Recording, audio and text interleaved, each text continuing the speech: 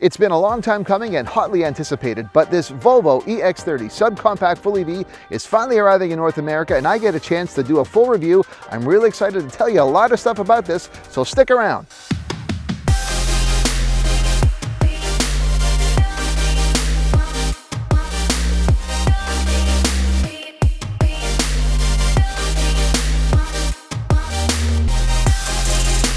So the EX30, a subcompact, fully electric vehicle from Volvo, is supposed to be a big game changer to them. It is their smallest vehicle ever produced, and it's one that's not just electric, but done with a whole new way of thinking. It's about not only just being zero emissions, but also being minimalist and minimal in harm to the environment in construction.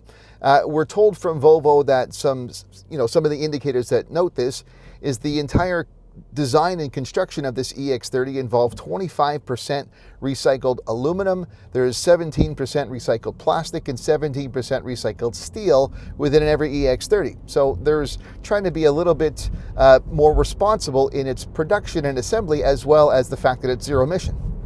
Another important goal that Volvo has with this EX30 is to bring new people over to the brand. And during this past week, I had a chance to have a one-on-one conversation with Matt Gurgis, who's the managing director at Volvo Canada. And I will have that full interview up on my channel probably sometime in December. But one of the things he mentioned in his conversation is that so far with the both the deposits, the orders, and the deliveries here in Canada, 80% of EX30 customers have been what they call conquest or from other brands. So if the idea is really to bring new people to the fold, so far they're seeing success. So under the hood or under the floor of this EX30, you do have a couple of powertrain options. Now they're both fueled up by the same 69 kilowatt hour battery located below the floor, and you have a single motor rear wheel drive or a dual motor all wheel drive configuration.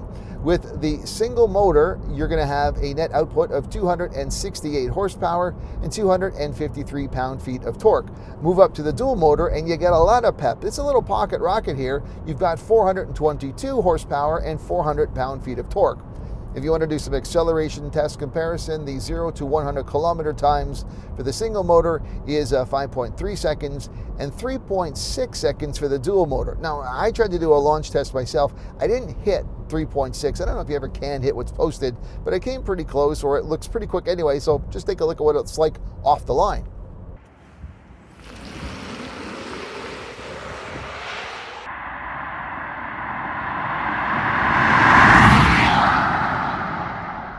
Now, how far are you going to go? How quick or how efficient is it at charging? With the single motor, is you can have anywhere between a 414 to a 420 kilometer posted range, which converts to 257 to 261 miles. And oddly enough, it's the larger tire 19s or 20s that are more efficient, which seems to be the reverse of what we're used to, but that's according to what Volvo has posted. With the dual motor, you have 402 kilometers of posted range, which converts to 250 miles. And a big thing now, it's more important with electric vehicles with the greater diversity to really look at efficiency, just like we do with fuel economy in gas-powered cars. You want to see how the efficiency ratings are here. And I'll post what the efficiency numbers are because it could be mumbo-jumbo if I'm just trying to talk about it. You'll see the numbers. Suffice to say, though, that comparatively speaking, this EX30 is pretty good. I mean, it's certainly not on the top tier of efficiency. That's still the domain of the Hyundai Ioniq 6, the Tesla Model 3. I think in terms of efficiency right now, what we're looking at, as these posted numbers will show you, is pretty good. So how long will this take you to charge? Well, if you go to a DC fast charging using a 150 kilowatt charger, Volvo says you'll get from 10 to 80% in 26 and a half minutes. With the level 2, if you're 10 to 80, it's about 7 hours, they say. I don't know what the 110 time would be because I haven't seen that statistics, but in terms of charging, it's pretty good. So when you look at the exterior design of this EX30, there are definitely hallmarks that show it is a Volvo, but there are some unique design characteristics as well. Again, this is the smallest vehicle ever produced by Volvo. It's smaller by about 8 inches compared to, say, the EX40 or the XC40, whichever you want to still call it. But if you look at the wheelbase, the one thing about this EX30 has is an exceptionally long wheelbase. There's very minimal overhangs on the front and back. And that serves a strategic purpose, because despite it being 8 inches shorter than the EX40, its wheelbase is only 2 inches shorter. So you're basically maximizing the capacity on the inside through unique design elements, which is quite neat. It's there's more space in here than you'd think, despite it being as short as it is compared to the 40.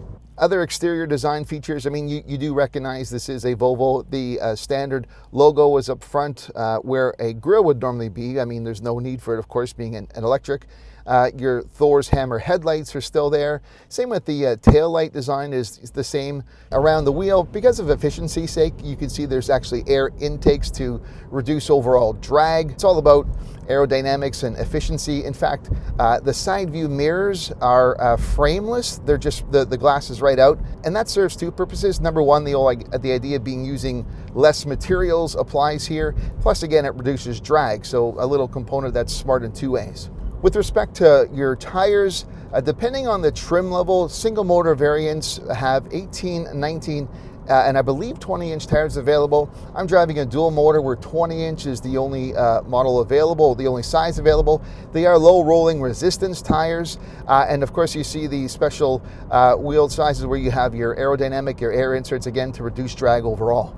So another new innovation with the EX30 is the key system. I'm actually holding both. They're connected right now, but this here is your sort of most basic representation of a fob, but it's a glossy thing with no buttons. It's just a brick.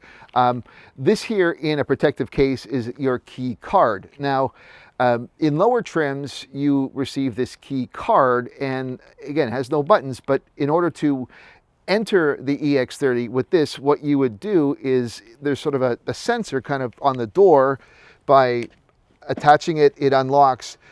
But then to get in and actually start the vehicle, you have to take this card, place it where the wireless charging is for your phone, and that activates it. I think you remove it and then place the phone there later. I'm not sure. I have a dual motor, and with a dual motor, you get this fob, which you don't get in, I think, some of the lower trims. And this fob is proximity oriented. So what should happen is as you approach, it notices, and then it will basically unlock. You'll see the lights go on, it opens, and you can just enter, sit down, and away you go. You don't have to put the card down if you have this fob to start. It's just, there's no start stop button, and away it goes.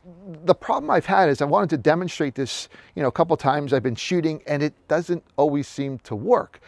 I don't know why exactly. I'm sure there's more to it, and I know that there is an app, and I believe with the app you'll have greater functionality.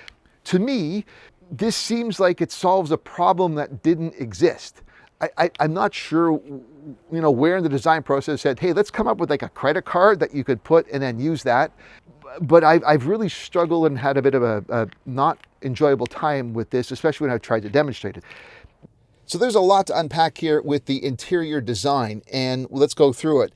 So first glances, it's minimalist, it's Scandinavian. It's a very combination distinctive. Scandinavian design is typically very minimalist overall, but part of it is strategic with this EX30 in that the argument goes, if you don't need extra frills or say buttons or knobs or other features, then you don't need as much material, and reducing the environmental impact. With the interiors, there are 4 different, what they call rooms, interior rooms to choose from. I guess that's the concept. You're living here.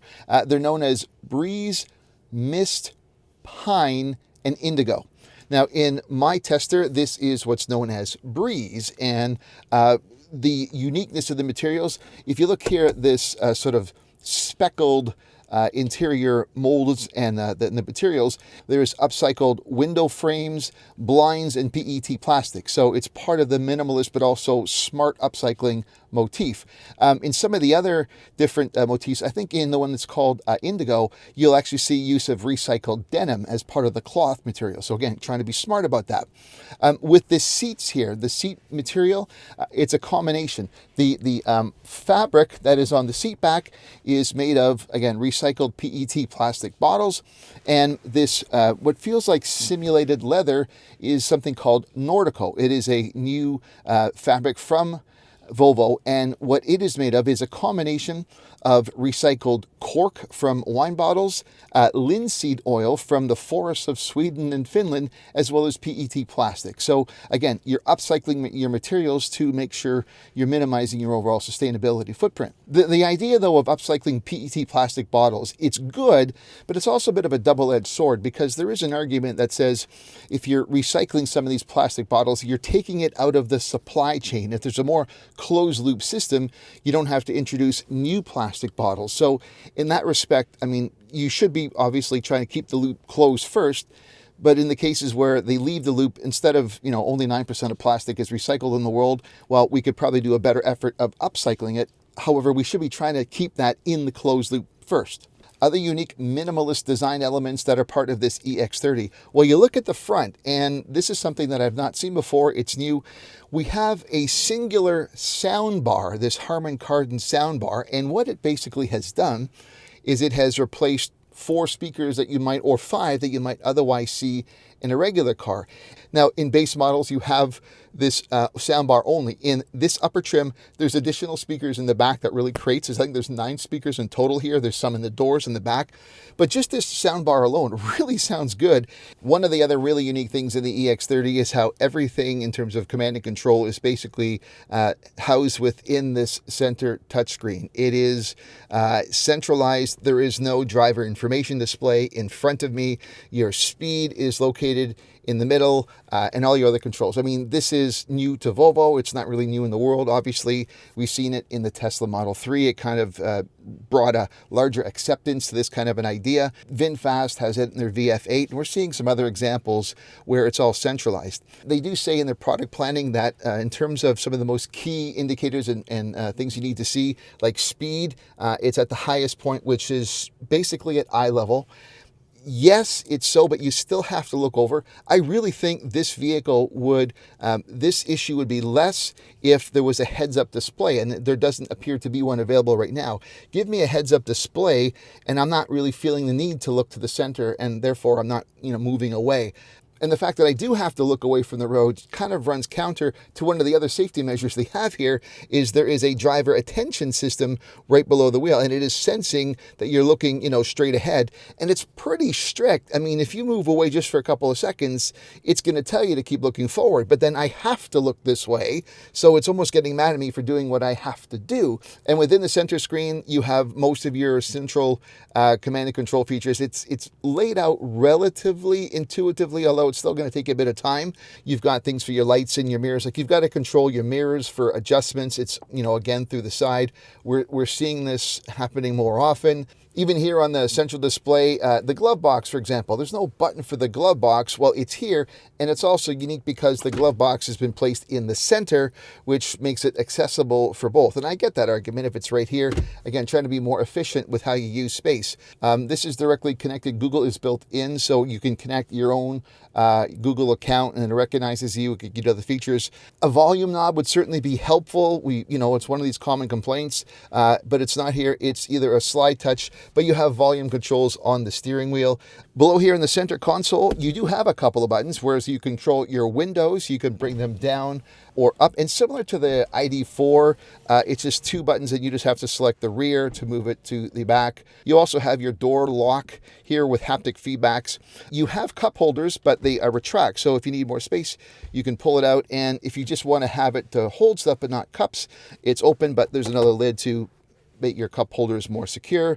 It works, and it's kind of handy. And you could retract that, and it's good by retracting because then down below you have more space available. Again, the battery is below. There is no drive shaft, so let's make the most use of this space down below without that tunnel needing for the drive shaft. You have your wireless charging here, which is for phones. It's a dual spot, but on lower trims, when you have your card, you actually is where you put the card. You have to put the card in the wireless charging spot in order to enable the vehicle.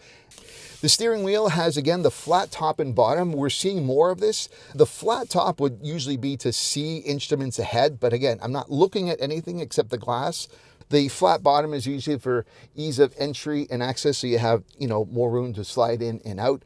This is a subcompact, but they've tried to making the most of their space, as we saw through the longer wheelbase. So in terms of overall dimensions with your front and rear seats, you're going to get about 42 inches of legroom in the front if you really need to extend back. Now, that's obviously going to impact those behind you, because in the back, while it is small, you do have up to 32.3 inches of legroom. You're going to have a little back and forth between the driver and those in the rear seat. For me to sit in the front the way I like to, I tend to have my legs extended back. I could not sit behind myself. It seats 5, but it's still going to be tight in the back for 3. With respect to cargo space, there's just over 11 cubic feet behind when you pull up the lift gate. Now, that's not a lot. Of course, this is a subcompact, but, Volvo is trying to be helpful. There's actually little pictorial sort of tutorials as to how you might stack and get the most efficient use of that space, which is kind of helpful. It's a subcompact, so you can't expect a lot of room overall, but they are trying to be the most efficient with it and show you how to get the most of what you have. Overall drive experience has been great. I really do like, despite some of the annoyances that we have with, the lack of buttons, but in terms of the drive itself, this thing has been really fun to drive. With the ability to drive one pedal, of course, you do have one pedal driving. For me, I like one pedal in certain situations, but not all the time. I also like how with this dual motor system, you have the ability to prioritize efficiency, say, over power, when, you don't want to be ripping it around, with the 422 horsepower, but you'd rather extend range. So, overall, it's great. You can adjust the handling, the steering feel, This is just a fun vehicle to drive, and for that alone and some of the other features, I think it's going to be really popular.